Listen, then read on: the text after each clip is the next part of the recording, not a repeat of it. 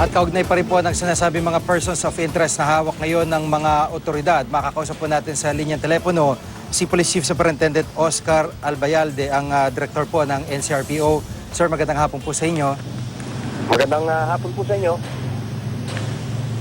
Apo, dito sa binabanggit nga po ng mga persons of interest, meron na po bang karagdagang detalye kayo na maaari pong ibahagi sa amin? Well, sa ngayon po, they're being investigated at yung follow-up operations po kasi natin is still ongoing, no? So maybe tomorrow makapag-provide na po tayong additional information on the real identity at saka kung talagang may partisipasyon itong dalawang persons of interest na under the custody of the Manila Police District. Apo, ang sinasabi po ng MPD ay isa lang ang hawak nila, pero ang binabanggit po ng NCRPO ay dalawa. So ano po ba yung talagang bilang po nitong mga persons of interest nito? Opo, meron pong isa meron pa pong isa from Caloocan na under the custody of Manila Police District. Apo. At paano po ito, base lang po ito sa composite sketch na pinalabas po ni General De La Rosa, o meron pong tumulong, may mga informatihong tumulong para po malocate itong dalawang ito?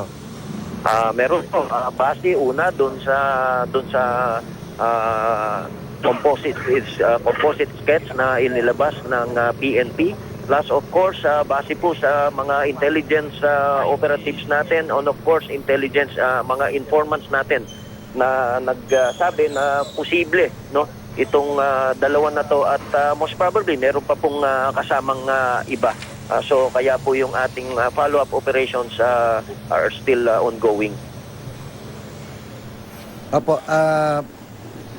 yung pong sa follow-up operation, mga ilan ho bang target pa dito kung maaari nyo mabanggit?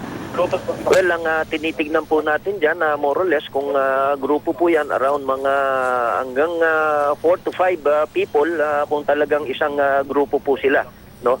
At ma-establish natin yung kanilang link from each other, at saka yung nila from baka meron pa po silang ibang network or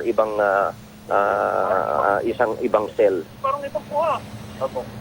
Apo, so sa ngayon ay masasabi ho na kumbagay maayos naman na nagbibigay ng impormasyon ito pong dalawang persons of interest kaugnay po ng mga cell, posibleng terror cell na narito po sa Metro Manila.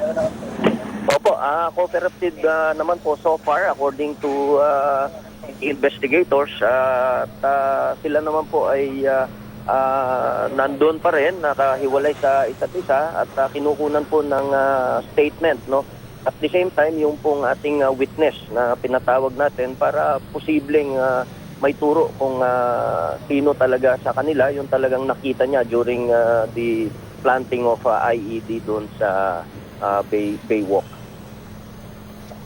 Apo, may linaw na ho ba kung ito'y may kinalaman sa Maute Group?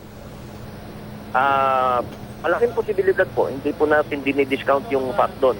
Yung fact na mayroon talagang kinalaman yung multi-group. Doon po talagang nakatutok yung ating investigasyon.